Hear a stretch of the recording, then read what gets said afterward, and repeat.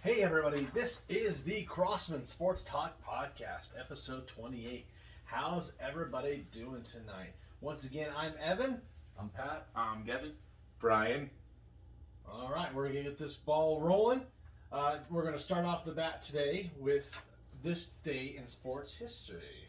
This day was history. Perfect. All right, so we're going to start it off here. Kind of a weird day, so we're recording on the 28th of July. I'm going to jump ahead. I usually start like in the late 1800s, but kind of moved around a little bit here. So we're going to start off in 1933. The NFL divided into two 5-team divisions. A little bit later in the, see here. I just lost it. Holy crap, people.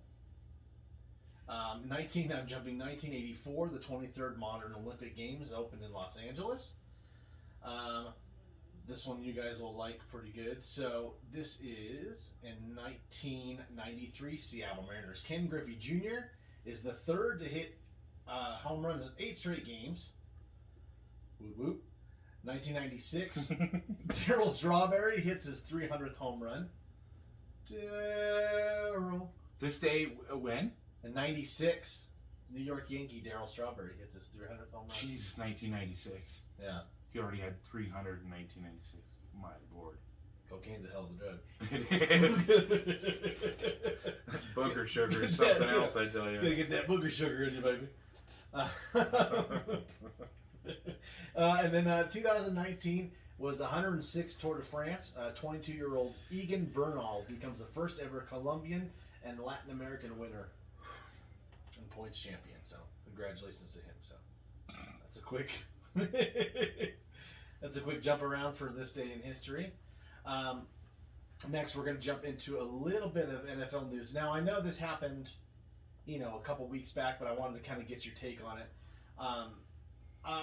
Being, Seattle Seahawks fans and the history with it, what are your feelings in regards to the future of Richard Sherman after everything that went down this whole craziness a couple weeks back? His view of him? Yeah, just like, will he able to come back? Will he, remember there was always talk about him leading the NFLPA and, crap like that being, what kind of stuff? Well, from what I've been hearing, he's got big time mental issues. Like he'd had, I guess it'd been going on for quite a while since the end of the Super Bowl. He's had a lot of ex-teammates over. His wife has called a lot of ex-teammates over to talk to him. All that good shit. I don't know. What I keep hearing is if he's wanting to get into any of that stuff, it's going to take a couple years for him to get back into good graces to get into stuff like that. If anybody's going to vote him in as the NFLPA president, anything like that. Yeah. I heard he's got a lot of shit he needs to take care of because his wife, during the 911 call, or somebody had mentioned divorce, and his wife was like, oh, no. We're not divorced. There's no talk of divorce. He's got mental issues. He needs help. Yeah.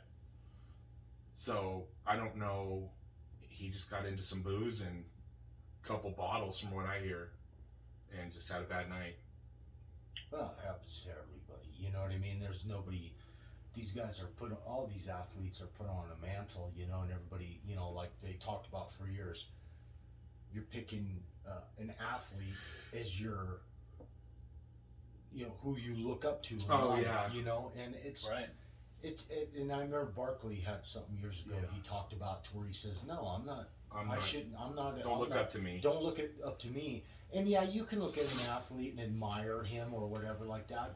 And there are great athletes that you could admire that have lived a great life, clean life. They live life the right way. But these athletes, they're put up on a pedestal. But you know what? In the end, they're human too, and they have just as big of. Yeah, they're rich, but they're human, and they all have, It's like anybody else, man. You do something for so long, and then it's over. And it's like, I'm not trying to compare them to military, but guys in the military for years and years and years, and then you're done, and you got to come home and live, the life without military. That's why they get messed up, man. Yeah. That shit, you do something for so long like that, and that's your life, day after day, year after year, and then it's done and over with, and you don't know how to live without it. That'll fuck anybody up. Yeah, and some people can, like I said, some people make that transition, are ready for it, and some people can't let go of it. And then on top of it, look at all these players that we've heard about over the years with the CT. Right, on the CTE and the. You know what? You don't know how he enough blows. Some people think that that's a very good possibility. It could be. You know, you just don't know. You know, obviously he's got to be able to reach out for help. Obviously his wife wants him to get help. I'm sure friends or ex-players, friends of his, are trying to help him out. But he's got to realize it's like anything else. Somebody's got a problem. I mean, you can have people talk to you about it, but until you're willing to take those steps to get the help. So I think he's a smart enough guy. Hopefully that whatever the situation is, because like I said, everybody remembers Richard Sherman for what he did after that Niner game, you know, exploding on TV. That was, I didn't think of it as too big a deal. It was just his raw emotion. You know, if you've ever played any kind of game, you know, I mean, that's the worst time to ask somebody a question. You know, you just made a great play to go to the Super Bowl and somebody sticks a mic in your face and the emotion caught him. Sure, he reacted the wrong way, but all in all, I think he's a smart enough guy. We all know that. He's not a dumb guy. Hopefully, whatever problems he has, he can get the right help. Everybody's asked to get fired up for a game, you know? It's just what it is. And like, I was listening to the John Clayton show last Saturday, and some lady called. Obviously, it wasn't his doctor, but she was a medical professional, and she said his symptoms sounded exactly like CTE. Crazy. And then on top of you throw alcohol. Oh yeah. I mean, they can't diagnose CTE until you're dead. Obviously, because they got to look at your brain, and they can't diagnose it yet. But she said, from what they've said, people that have died and they've used their brain and came up with that they had CTE. Everybody they talked to, that was their symptoms. Sounded exactly like what Richard Sherman had done. Great. Everything leading up to It's that. like two personalities, So, you know what I mean? right. And then on top of that, like I said, you throw booze on top of that. Well, that's just Booze makes everything worse. Yeah, it's just you're throwing dynamite on top of a situation that's already bad. So, Yeah, fuck. But like I said, I just hope the best for him, you know, and for his family, you know, because obviously he's a father. So That seems to be the sentiment from 95% of the people. There's everything that I've heard people calling in and people talking. Especially Seattle fans are like, you know, hey, we saw this guy for so many years. He didn't come off like that kind of a person. We just hope he gets help and the help he needs and shit. Pretty cool, actually. I mean, you can just tell the dirtbags when stuff happens. You can see, is it Deshaun Watson having his butthole rubbed, or is it Richard Sherman having a cup too much booze? It's not like he did anything. The bad thing is that what he said, that he'd hurt his wife if his kids weren't in the car. That's the only bad thing that came out of that. I wish he wouldn't have said that, but like, you know, alcohol does weird shit, man. Yeah. It makes you say stupid fucking things. Yeah, and right now, so like a couple Fridays ago, he pled not guilty to all the charges. Right now, he's facing driving while under the influence, reckless endangerment of roadway workers, resisting arrest, and domestic violence-related counts of criminal trespass and malicious mischief. In which he has pled not guilty to all those. So we'll end up seeing what happens, and just best of luck to that whole situation. He won't get anything. The best thing is just take a break probably from the NFL and everything else and not play. There were some good talks about him coming back to Seattle based on how they structured Jamal Adams' deal. In the press conference today from Pete Carroll, they said, we have nothing on that yet about Richard Sherman, and we should just take things as it goes. But I just think Richard Sherman should take a break. It's the best thing for him. Makes sense. And it's well, just real quick before we change this subject here, the last thing I want to say about that too is like Brian was talking about, you know, like for instance, people calling in or saying negative things. Even if there's plenty of players in the NFL sports I could care less about. But if I heard a situation about them, whether it could be something CT or something is wrong with them as a person, yeah, I wouldn't wish the worst for him. You know what I mean? It's just like anybody else in life. There's a lot of dirtbags out there. Just even like Brian's talking, like Deshaun Watson. Like he did some freaky stuff, and it sounds like he's kind of a scumbag now. But if something happened physically with him or mentally, I wouldn't wish him the worst. You know, Right. It's not like he's No. he likes buttholes rubbed and all that stuff, but it doesn't mean he's a. There's a lot worse human beings out there.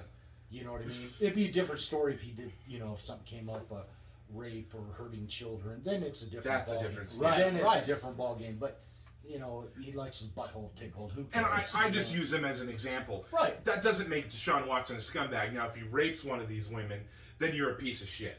Exactly. Or hurt him. Just because he said, I'll give you an extra $100 to rub my butthole. I mean, I'd do it for an extra $100. I'd rub his Hershey Kiss. I mean, I don't really care. I'm not going to go to the cops and say he forced me to rub his butthole. No, it's an honest question. If obviously we're just blue collar money. If he said to you for $5,000, Brian, I like your plump look. You turn me on. $5,000 though, is it? No, listen, I'm not talking about tickling it because I might flick it for $5,000 right now. Oh, But if he said for $5,000, would you lick it? Would you lick his butthole? not for $5,000 I wouldn't. What- I'd rub it. Yeah, so would I. But what? Oh would you yeah. do? The amount of money it would take for me to munch his butthole, I'd ask for $1 million, and I'd tongue punch that fart box like there's no tomorrow. Fuck, who wouldn't? For $1 million, dude, Oh, I'd eat that literal brown eye like there was no tomorrow, Pally. Fuck. oh Lord. Oh man. Eat his butthole and let him know what he ate the night before. Right? Oh yeah, man, that fart. I'd eat it straight to the donger. I didn't mention going up to his nuts. No, I'd eat it straight through, baby, for $1 million. That could change my. 5 minutes? Oh yeah, fuck $1 million for 5 minutes of tongue punch in his fart box. Oh, easy. Dude, I'd close my eyes and just picture my wife. That's all I would do. Okay.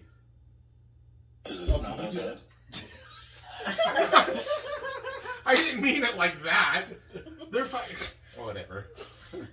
I know what you're saying. I just wanted to know what your price was. Oh, it's $1 million. I'd cut it off at $1 million. I mean, I'll rub it for $5,000. Oh my I'll tickle his cheeks while I do it too. Like Tom Segura says, just the eyelashes on the butt cheek. Oh yeah. All right. Did we talk enough about Sean? And did we go far enough? That's pretty good. We owe Deshaun Watson a lot because he's been a huge part of this podcast, and a lot of great laughs. I think more than any have come from Deshaun Watson's butthole rubbing.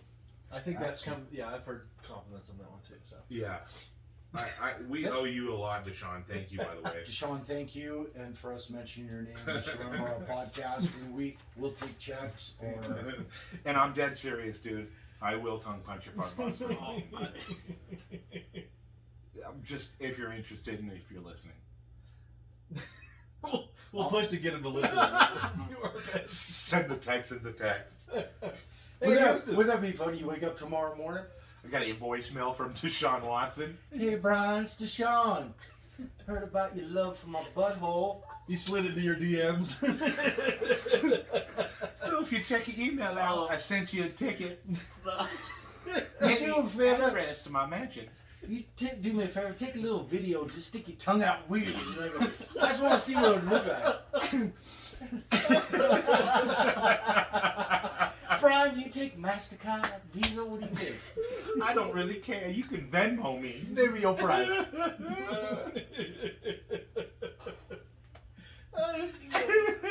That's Brian Crossman, Deshaun. We'll reach out to his people and see what we can pull out of the hat on that one. I'll wear a wig if you'd like me to. Yeah, the lady wig. You can start off with massaging them too. I think that's where you have to get them going. Oh yeah, I got oil at home. Don't worry. A little bit of baby oil on that. You'd be solid.